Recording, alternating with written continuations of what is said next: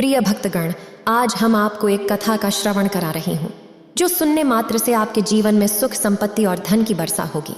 तो चलिए कथा को प्रारंभ करते हैं। भगवान शिव माता पार्वती से कहते हैं, इंसान अपने लक्ष्य की प्राप्ति कैसे कर सकते हैं। तब माता पार्वती कहती है, हे देवों के देव महादेव, कृपया आप ही बताएं कि इंसान सफल जीवन के लिए क्या करे।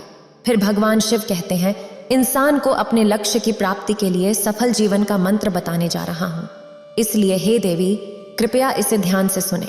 अगर आप यह कहानी सुन रहे हैं तो पूरा सुनिए। इस कथा को आधा अधूरा छोड़कर जाने की गलती मत करिएगा, क्योंकि इस पवित्र कथा को पूरा सुनने से मन चाहा फल की प्राप्ति होगी। इसलिए इस कथा को पूरा सुने। आप शिव भक्त हैं तो भोलेनाथ का अनादर ना करें। हर एक इंसान अपने जीवन में सफल होना चाहता है। वह चाहता है कि वह सफलता की उन ऊंचाइयों को छू ले जिसकी वह कामना करता है, जिसकी वह इच्छा रखता है। इंसान यह सोचता है कि उसे सफलता का कोई ऐसा मार्ग मिल जाए, कोई ऐसा रास्ता मिल जाए जिस पर चलकर वह सफलता की उन ऊंचाइयों को छू सके। और सारे व्यक्ति यह जानना चाहते हैं कि कोई तो ऐसा मार्ग अवश्य होगा जिस पर चलकर इंसान कामयाब हो सकता है। तब माता पार्वती कहती है, क्या कोई ऐसा मार्ग है? क्या ऐसा कोई सूत्र है? फिर भगवान शिव कहते हैं, इंसान के मन में भी यही प्रश्न उठता रहता है कि क्या वाकई में ऐसा कोई सूत्र या फिर ऐसा कोई मार्ग है जिस पर चलकर व्यक्ति कामयाबी पा सकें। इसलिए हे देवी, आज की जो कहानी मैं आपको सुनाने वाला हूँ, यह कहानी सुनकर अधिकांश से इंसान यही कहेंगे कि इस कहानी को तो हमने पहले भी सुना है। तो मैं उन मानव से बस यही कहना चाहूंगा कि यदि आपने इस कहानी को पहले भी सुना है, पहले भी इसे समझा है, लेकिन आप इसे अपने जीवन में उतार नहीं पाए, तो फिर आपको अपने ऊपर ध्यान देना चाहिए कि क्या आप वास्तविकता में सफल होना चाहते हैं, क्या वास्तविकता में कामयाबी पाना चाहते हैं, या फिर केवल आप किसी दूसरे व्यक्ति से केवल प्रेरित होकर खुश रहना चाहते हैं। यदि मानव अपने जीवन में कामयाब होना चाहता है, सफल बनना चाहता है, तो आज की यह कहानी एक ऐसा ही मार्ग मानव को बताती है जिस पर चलकर मानव अपने लिए उस मंजिलों को पा सकते हैं, उस कामयाबियों को हासिल कर सकता है जिसकी मानव इच्छा रखता है, जिसकी इंसान के मन में कामनाएं हैं। तो चलिए कहानी प्रारंभ करते हैं। बहुत समय पहले की बात है। किसी नगरी में एक युवक रहता था जिसकी इच्छा थी कि वह भी कामयाब बने, सफल बने। लेकिन हमेशा की तरह जब भी वह आगे बढ़ने की कोशिश करता तो उसे हमेशा निराशा हाथ लगती। अपने अथक प्रयासों के बाद भी वह अपने जीवन में सफल नहीं हो पा रहा था। वह अपने जीवन में कामयाबी को हासिल नहीं कर पा रहा था। वह युवा काफी निराश हो चुका था। उसे कोई ऐसा मार्ग नजर नहीं आ रहा था, पर इसी तलाश में था कि कोई भी उसे ऐसा मार्ग बता दे या ऐसा कोई सफलता का सूत्र बता दे जिससे वह अपने जीवन में उन कामयाबी को पा सके। एक दिन उसे पता चला कि महान संत, जो कि एक महान दार्शनिक थे, वह संत उसी के करीबी गांव में आए हुए थे जिन्होंने अपने जीवन में उन महान ऊंचाइयों को हासिल किया था। उसने अपने जीवन में महान सफलताओं को हासिल किया था। यह सुनकर वह युवा तुरंत ही उनसे मिलने के लिए निकल पड़ा। वह उनके पास पहुंचकर उनसे पूछता है, हे महात्मा, सफलता का क्या सूत्र है? सफलता का रहस्य क्या है? आखिर आपने अपनी सफलता कैसे पाई? आप जैसी महानता बहुत कम लोगों में पाई जाती है। वह युवक फिर आगे कहता है, आपकी इतनी ख्याति है, आपकी राय सभी लोग मानते हैं। मैं आपसे यह जानना चाहता हूँ कि कामयाबी का राज क्या है? कौन सा ऐसा मार्ग है जिस पर चलकर मैं कामयाबी पा सकता हूँ? आखिर मैं सफल कैसे बन सकता हूँ? संत ने उस युवक की सारी बातें ध्यानपूर्वक सुनी और उस युवक से कहा कि यदि तुम सफल बनना चाहते हो, यदि तुम अपने जीवन में कामयाब बनना चाहते हो, तो कल सुबह सुबह मुझे नदी के किनारे पर मिलना। मैं तुम्हें वहीं पर सफलता का मंत्र दूंगा, जिसके बाद तुम्हें किसी भी मार्ग और किसी भी सफलता के सूत्र की आवश्यकता नहीं पड़ेगी। यह बात सुनकर वह लड़का अत्यधिक खुश हो गया। फिर वह युवक अपने घर की ओर लौट गया और वह सुबह होने का इंतजार करने लगा। रात भर उस युवक के खुशी का कोई ठिकाना नहीं था, क्योंकि उसे अगले दिन सफलता का वह मंत्र मिलने वाला था। अगले दिन सुबह सुबह वह संत से मिलने के लिए नदी के किनारे जा पहुंचा। वह युवक अत्यधिक उत्सुक था, वह उत्साह से भरा हुआ था। तभी वहां पर संत भी आ पहुंचते हैं। तब वह युवक संत से कहता है, हे महात्मा, जैसा कि आपने कहा था, मैं सुबह सुबह नदी के इस किनारे पर आ पहुंचा हूं। अब आप मुझे ही बताइए कि सफलता का क्या मंत्र है, कैसे मैं सफल हो सकता हूं? इस पर संत कहते हैं कि मैं तुम्हें अवश्य ही सफलता का मंत्र दूंगा, जिसे पाने के बाद तुम असफल होना भूल जाओगे। तुम कभी भी असफल नहीं होगे, पर उससे पहले तुम्हें मेरे साथ इस नदी में स्नान करना होगा। यह बात सुनकर वह युवक संत के साथ नदी में स्नान करने के लिए तैयार हो जाता है। वह युवक और संत दोनों ही नदी के पानी में उतरते हैं और धीरे धीरे नदी की गहराई की ओर बढ़ते हैं।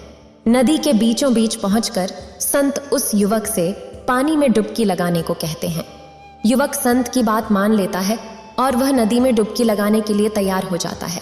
जैसे ही वह नदी में डुबकी लगाता है, संत शरीर से उस युवक से ज्यादा ताकतवर था।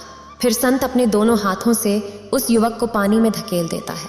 संत की इस हरकत को देखकर वह युवक उस समय सफलता का मंत्र को भूल जाता है और उसे कुछ समझ नहीं आता। वह तो केवल पानी से बाहर निकलने की कोशिश में लग जाता है। वह युवक अपनी पूरी ताकत लगाकर पानी से बाहर आने का प्रयास करने लगता है, परंतु संत के सामने वह अभी एक छोटा सा बच्चा था। वह संत की ताकत के सामने कमजोर पड़ रहा था।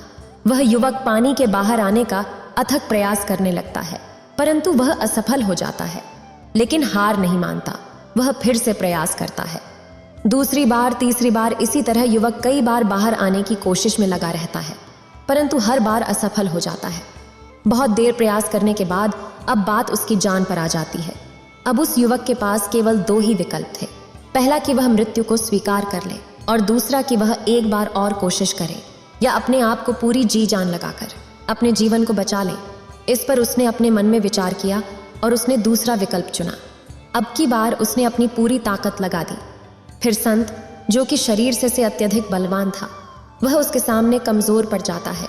वह उस युवक की पूरी क्षमता के आगे हार मान लेता है और वह युवक अपने प्रयासों के बदौलत उस नदी से बाहर आ जाता है।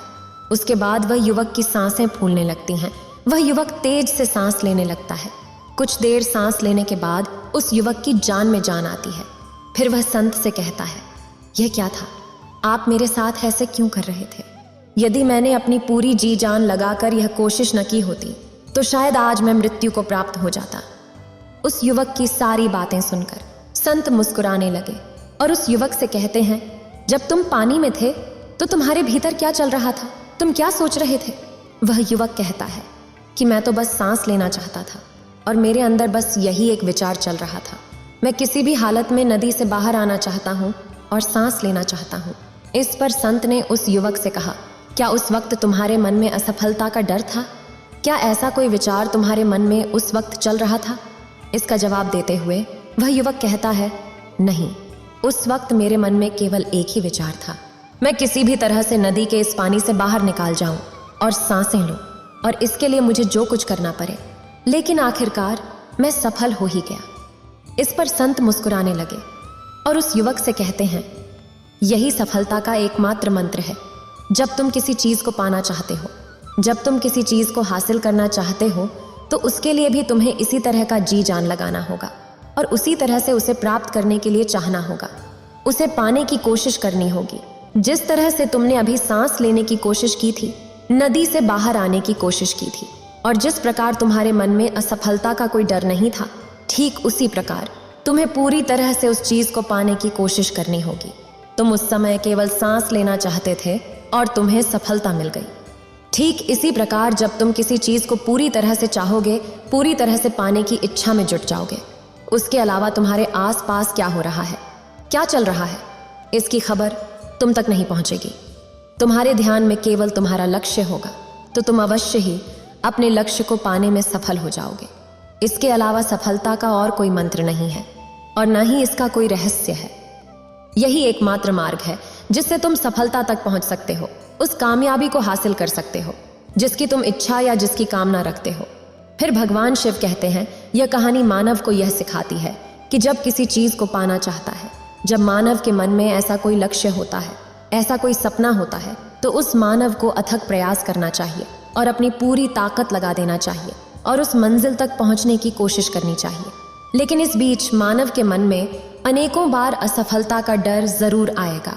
तो इस डर को मिटाने के लिए आप फिर से अपने काम में जुट सकते हैं, अपनी गलतियों से सीख सकते हो, उन्हें समझ सकते हो, उन्हें सुधारने की कोशिश कर सकते हो, जिससे मानव का आत्मविश्वास भी बढ़ेगा और मानव सफलता की ओर अग्रसर होते चले जाएंगे और एक ना एक दिन मानव सफलता को अवश्य हासिल कर लेंगे। इतना कहकर भगवान शिव इस उपदेश को समाप्त करते हैं। इस वीडियो को बोलते समय कोई त्रुटि हो तो मैं क्षमा चाहती हूँ। उम्मीद है आप सभी को ये वीडियो अच्छी लगी होगी। अगर आप शिव के सच्चे भक्त हैं तो चैनल को सब्सक्राइब और वीडियो को लाइक करके कमेंट में हर हर महादेव लिख दीजिए।